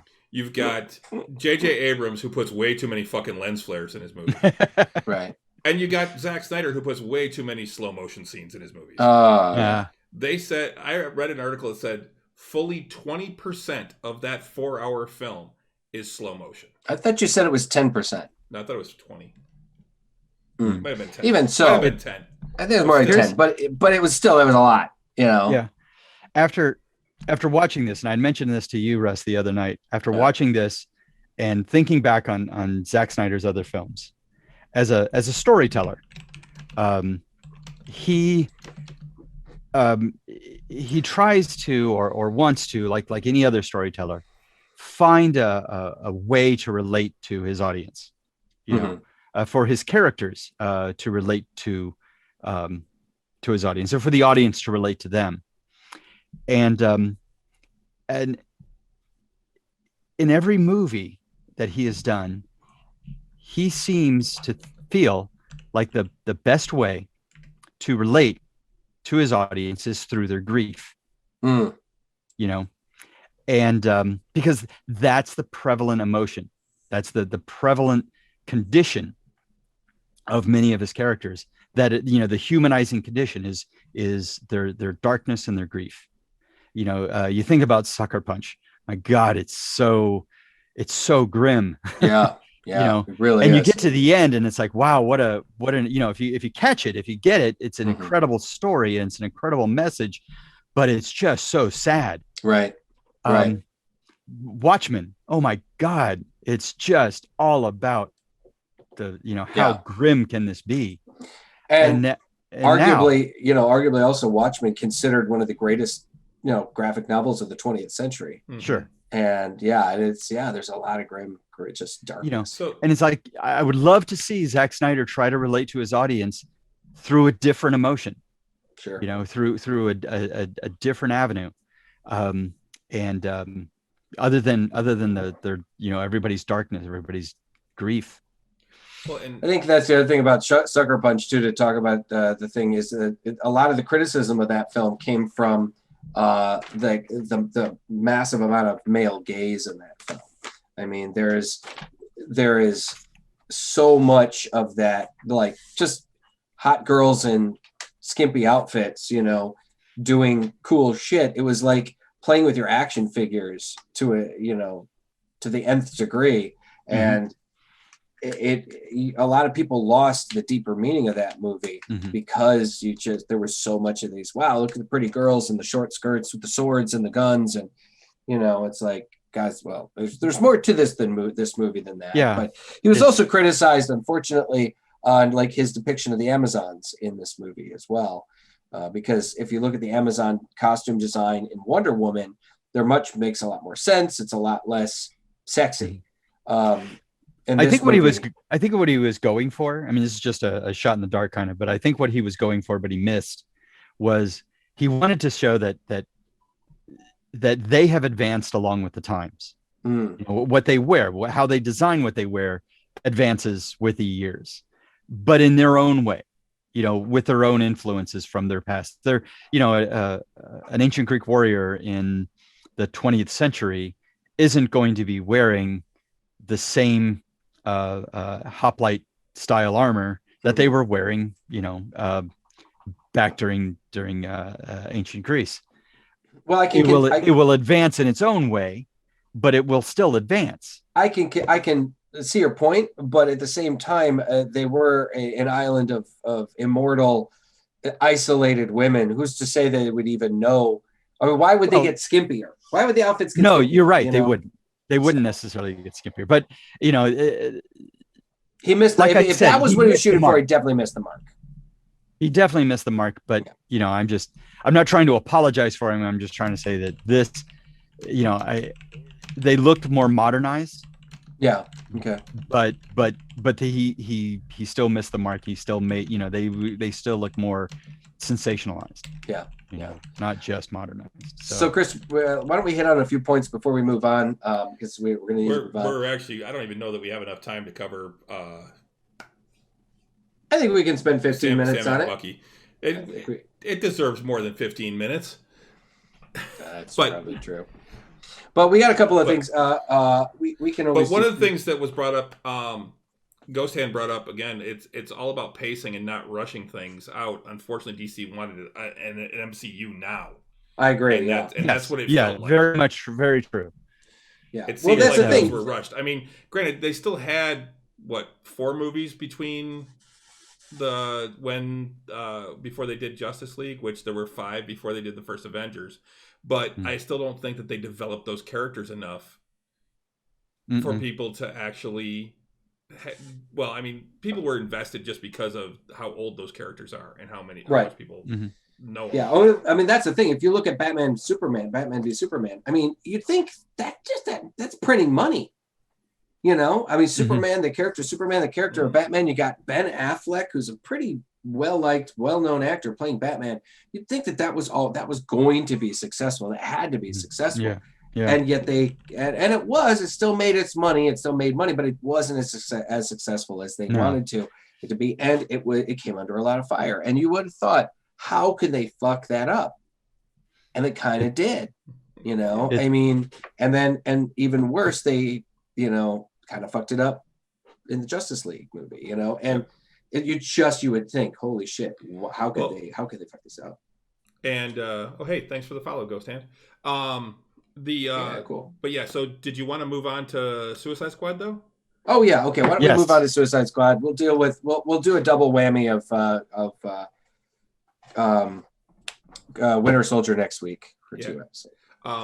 So the new trailer dropped, the Red Band trailer even, for the Suicide Squad. And holy crap, does it look so much better than the first film. The first one, yeah. It looks fan-fucking-tastic. It really does. It really does. I love Peacemaker riding the bus with shorts and a short sleeve shirt on, but his helmet's still on. Yeah. That helmet. I love the fact that they recognize how ridiculous that helmet looks. Yeah, you got a toilet seat on your head. Yeah. This comes from a man with a toilet seat on his head. It's great. And that's the thing. They've even toned it down in the comic books. It's way bigger. It does. It really looks like like he's the guy, like he's got a bedpan on his head, and it's crazy. It does. It does. And then the where they're walking around, he's like, "Eat a bag of dicks." Yeah. If this whole beach. I mean, he is gonna between John Cena playing Peacemaker, and King Shark being voiced by Stallone, which goes Stallone. Just mentioned. They're the real combat in the movie is them fighting over who's going to chew more scenery. Arm. And it's like, I mean, honestly, they're already spinning this off into a Peacemaker TV show that's going to go to HBO Max. It's already filming. They're already filming it with John Cena. I mean, I'm wondering. I don't know if if Peacemaker survives the film. I'm assuming he does, or if this is a prequel to it. But I think it looks great. I love how Harley Quinn. They're like, man, we had a great like plan and everything to come get you. Go back inside. Let you save me. The thing that I love so much about this is that the inherent silliness of comic books and comic book characters, and so Peacemaker and his helmet, King Shark, a big were-shark humanoid thing. It's just to the outside eye, it's just so silly. And instead of trying to lean away from that or explain that or make it, they just lean into it. They just go with it and go with it with as much as they can. And I think that I am so glad that they got James Gunn, because I think he is the perfect person to do this. Mm-hmm. Look at what he did with Guardians of the Galaxy and how he's like, this is all ridiculous and silly. Let's just lean into that. The other thing that I got from the preview, and it was very Guardians-esque, and it's one of the things that I love about the Guardians movies, is the soundtrack. Of course. Yeah. I am so anxious. Just like when they for that they soundtrack. pull up in that truck and the doors open and the music starts playing, I'm like, oh yeah, this is awesome. Dirty Work by Steely Dan plays through the whole thing. And it's like, what a perfect song.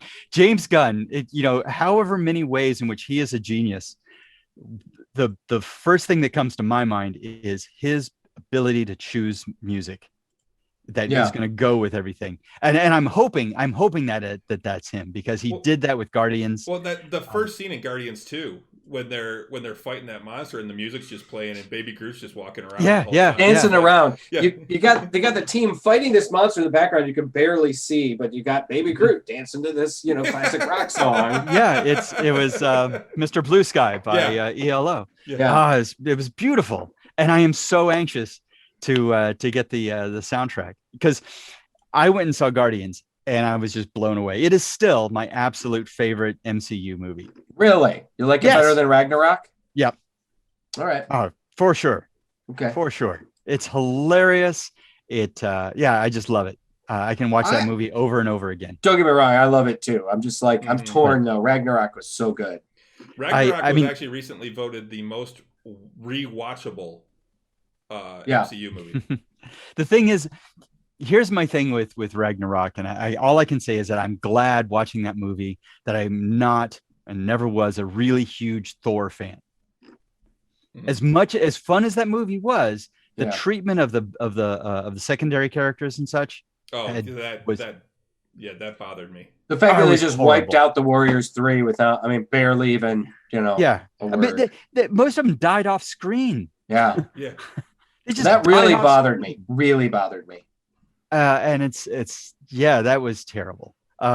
For Thor, the god of thunder, to be brought down by an electrical device stuck to his neck, I thought that was pretty poor too. That was that. But going back to the trailer for Suicide Squad, it just looks fantastic, and I think that James Gunn just leaning into that silliness, and let's just give you 2 hours where you're going to forget every problem you have. Yep. Yeah. And I'm really hoping for. I was just hoping for a better movie because I thought that the first one was too rushed. I thought that it jumped around a lot. It seemed like it seemed like there was we're getting here, boom, we're here. It's like, wait, I think we just lost like 20 minutes of movie. Yeah, exactly. And I'm sure that probably happened. I don't know if we're ever going to get to see some kind of director's cut. They said that that they were never going to release that because the director's come out and said that he would love to do it. Yeah. And he said it wouldn't even be hard. Yeah. For me to do it. And they said, no, we're not going to do it. You watch when I watch that movie, I think, God, there is such a better movie hidden in here somewhere. They could have, what they went with as the villain was one of the things I thought was a poor choice. They had the Joker. They had the Joker on the line in that film. He could have been the villain. Oh, and absolutely. it would have been so much better.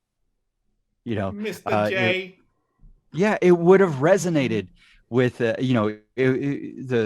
character in a play between Harley having to make a choice with my new friends in this team or the Joker. And when the movie was being made, I heard people say, oh, it's just going to be like that. There was an animated Assault on Arkham. Mm-hmm. It was really good. It was very good. I own it. It sits on my shelf. But people, it's going to be just like that. It's going to be that story almost exactly. It would have been better if it had. It would have. It would have. I mean, and you're absolutely right. I mean, turning the Enchantress into the villainess and her brother and all this other stuff. And I was just like, wow, I'm disappointed in that. Because you're right. They had the Joker. And Chris and I have discussed the Joker and his, the Jared Leto Joker and his depiction and how he looked and stuff. And I've said, I liked him. I actually didn't mind him in the Snyder Cut. Yeah, Snyder Cut, the scene that he was in. Like, I think Jared Leto had a good. He needed to be given a better chance than he got. Yes, exactly. But in that version that was actually released, who knows what a better Joker he could have been had he been given an opportunity to do it. But Jared Leto is a solid actor. Exactly. Yes. The problem that Russ and I have both talked about was his look. And the fact that he had tattoos all over, which we both discussed, we think is way too permanent of a thing for someone who is the king of chaos. Yeah. I read something where they were saying that the original Joker, if you look at the old the old costume, the old comic book Joker from the 40s, he was dressed like a gangster from that era. Right. Okay. So they wanted to, all right, so if Joker was going to dress like a gangster from this era, how would he look? He would look like this guy, with the teeth, with the tattoos, And I'm like, all right, I get that. I understand it. I don't think it works for everybody. No, I agree. But I understand the direction they were going with that. And I just think that there's a much better Joker that Jared Leto could have done than he was given an opportunity to do. I agree. I think they completely wasted the fact that they had him and that he was in the film. And there's definitely, from what I understand, I mean, there's definitely like a lot of his performance ended up getting cut.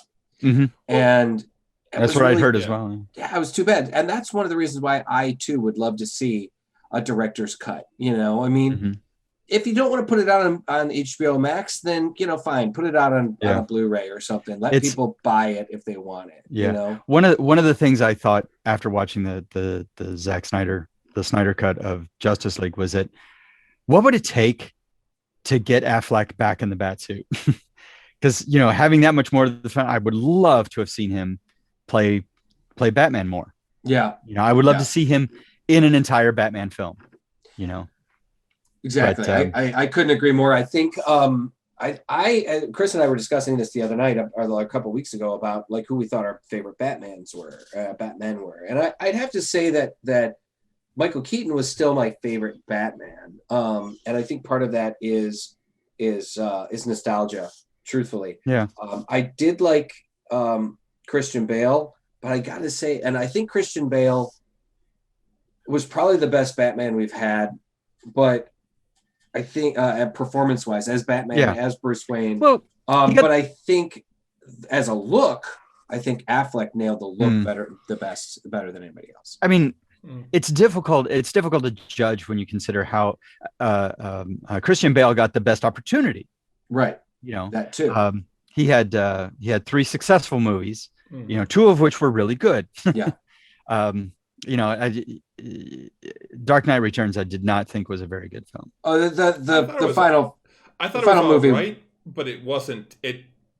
I expected more for the final film in the series. Correct. Yeah, it really it paled to the other two. I was seemed very rushed. That they didn't make Bane just some big idiot. Yeah, like they've done in past films, because he's not. But I was upset with the whole can't understand him thing with the way that strawberry. You know, strawberries are packed with fiber. Who played Diablo way back in the day? Oh, I did. Diablo. Oh, yeah. Okay. Kane wasn't the character's name Kane? Yeah. He was one of the guys who went to the Deckard Kane. Sounds just like him. Yeah. You're right. Holy shit. He sounds just like Deckard Kane. Think about Diablo. that. But yeah, I mean, that was the thing. I mean, it just, you're right. Christian Bale had 3 movies to truly like exemplify the Batman and look at the people he had around him. It was just Gotham had COVID at the time, so that's why Bane had the mask on all the time. Yeah. That's funny.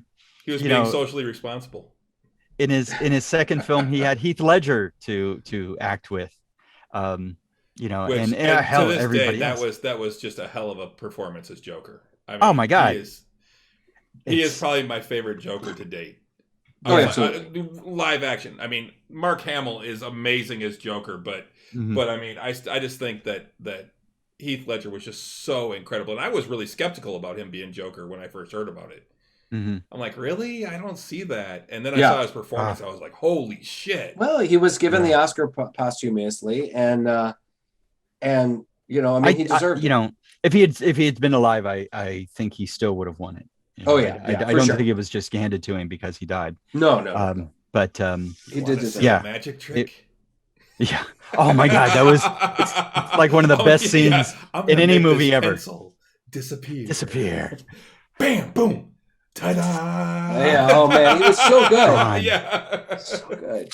Well, let's get away. I mean, we all agree that we've got and our new friend Ghost Hand here had said that there's a filled to the brim with wasted potential, and it's true because we can agree that Affleck didn't have a proper go around as Batman. If he had gotten a solo movie, people would have really went like, wow. The same thing with the Joker, with Jared Leto. He needed a better opportunity to play the Joker, more of it, just better. But we should probably move on to the last couple of things. I mean, I think we do need to address the fact that Starro is going to be show up at the end of this film. At least it looks like it's Suicide Squad. It is Starro. It is Starro. I'll bet you a case of beer. It is Starro. At one point, one of the characters, we've got a fucking kaiju over here. Yeah. And there's this quick shot on the screen, and they're all just looking up, and it's a giant starfish. Now, for those of you guys who don't know, Starro is an alien starfish that comes from planet. It's a conqueror that comes from planet to planet. Releases a bunch of spores that look like little versions of itself. With an eye, with an eye in the center. And it attaches to your face, and then it takes over your mind. Takes over your mind. It's awesome. One of the very first villains that, or threats that the Justice League got together to combat was Starro. As a matter of fact, he absolutely is the first. Yes. Brave and the Bold, number 28, very first appearance of the Justice League of America. Right. Starro is the villain. Yeah. It's actually Starro's first appearance. And it is Starro's first of all. And he reappeared. He's reappeared many times over the years. He's been rebooted and reconfigured. I believe Grant Morrison reimagined. I believe Grant Morrison also did a really cool take on Starro, and even one of Starro's spores has become a kind of side character in the Justice League. He was a sidekick in the Justice League. It was Jarro. Because he could fit in a jar. He was in a jar, right? And he called Batman Dad. He was like, "Thanks, Dad," And they had him dressed up in like a little Robin costume one time. Yeah, he was a kind of a character in Death Metal. He was in Justice League because he's very, very powerful mentally. He's got a very powerful mental ability. Yeah, he creates mental illusions and stuff. It's awesome. So having Starro, that's like the icing on the cake right there, man. That's amazing. I mean, just see it. It's like CD going, okay. Yeah. And it's like, because it's just adds to the silliness factor. Yeah, he's just leaning into the silliness. I think that James Gunn looked at it and said, okay, who's the stupidest villain we could possibly get for the end of this? Yeah. Yeah. And Starro. Yeah, exactly. I'm so looking forward to it. Seeing that, I mean, I was blown away. I was like, oh my God, this could be great. And honestly, Ghost Hand, you were saying Nicholson is really underrated. Jack Nicholson was great as the Joker. He was fantastic. But he was the best Joker we had gotten until Mark Hamill kind of took over. And then after Mark Hamill, we got an even better Joker with Heath Ledger. So yes, I think there's never been a bad Joker. I know that I'm in the minority, but I actually am not all that impressed with Nicholson's Joker. I actually didn't care for that character, and part of that was I didn't care for the storyline. Yeah, I didn't care for the fact that they had made it so that he was the one that killed the Waynes, and way too formulaic. Yeah, way too formulaic. I find myself in a big minority of people that really don't care much for Tim Burton. Or Tim Burton's films. I'm not a huge Tim Burton fan. He always tells the same story. And uses the same actors to do it. Yeah, his protagonist is some misfit who's got to figure out a way to fit in. And he so I think that Jack Nicholson could have probably done a much better Joker had it not been Tim Burton directing him. Yeah, that's probably true. But there was one scene in Batman, in Tim Burton's Batman, where the Joker first introduces himself when he comes out of the elevator and he kills the crime boss guy. Grissom. Yeah. And he sits down and he looks at that was a beautiful, beautiful scene. It was beautifully shot, the cinematography, the way that Nicholson delivered those lines and stuff. It was probably, in my opinion, I think it's the best scene in the whole movie. Yeah. But I think that was just a little glimpse of how good of a Joker Jack Nicholson could have done. But then we had him, pulling a gun out of his shorts that was so long. It was ridiculous. Yeah. I think at the time too, he was channeling a lot of the Joker from the TV show, the original Joker. I think he was seeing that, and then we had also seen he was also channeling a lot of Joker from the comic books who was still the Clown Prince of Crime, and he had gotten very cartoony and very comedic in the 70s, and into the early 80s, and then in the 80s they actually made him much more like he was originally, much more psychotic, and then we wound up with the Killing Joke and things like that. So. Yeah. And then we got one of the best Jokers that's ever been was Mark Hamill in the animated series, who really made the Joker scary again. Scary and funny at the same time. I agree. Cesar Romero was actually a good Joker for what he was. For that time period, absolutely. For the 60s, and he was very memorable. Hell, when I was a kid, I never saw the mustache. right. That he refused to shave off for the part. Yeah. That was pointed out to me as an adult. And I was like, I was this many when I found it blew my mind. I was in my early 20s or something, and they're like, Cesar Romero had a mustache, and I went, pardon me, what? And then when you see it, you can't ever see anything else. Yeah, you can't. It's one of those things that you're like, oh my God, I can't unsee this now. Even when they made the animated the the animated 60s Batman cartoons more recently, they even drew the mustache on the Cesar Romero Joker for those. Those Adam West voiced, Burt Ward voiced ones. It was hilarious. You can see it on the cartoon. So I agree. anyway. I think Hamill could have done a live action Joker. I think he could. I think he could if he had been cast in the '88 version, he would have been a much younger Joker because he would have only been. I mean, he would have been what in his like mid-30s late, at that point. like maybe mid 30s, early 30s at that point. Yeah, it wasn't long after. When did the animated Batman start? 90, like 91 or 90, something like that. 90. Yeah, I thought it was like 92, 93, but. So it wasn't. So let's see. He'd have been pushing 40 at the time for 88 because he was born in 51. Mark Hamill was born in 51? Yeah. Wow. Man, that seems weird because he seemed like such a kid in Star Wars. He really seemed like he was like barely 18 in Star Wars. Well, we're digressing. He was, I mean, he'd have been about 24, 25. Well, we did get to see Mark Hamill play in the original Flash TV show in 1990. We got to see him play the Trickster, which was essentially that was his audition for Joker. It was his kind of like preamble to playing the Joker. If you listen to his voice, it's the same. It's almost the same voice. Yeah. Well, very much so. If you watch Blade Trinity, I swear to God, that was Ryan Reynolds trying out for Deadpool. Oh, absolutely. I mean, that's the movie that he was playing Deadpool in that movie. Yeah, absolutely. But yeah, he was the Trickster, and I mean, he even revisited playing the Trickster in the new Flash TV show. Yeah, and that was fucking amazing. Mark Hamill, do no wrong. That guy, he's incredible. And then that Flash TV show has King Shark in it too. It does. Just looks just like he does now in the Suicide Squad. Scott, you're a little off camera, man. You gotta. Sorry. I can see the top of your head. Anyway, I was just leaning back. There we go. We should probably wrap things up. Yep. Yeah. It is almost 10 o'clock. I still gotta get. God, I'm hungry. Me too.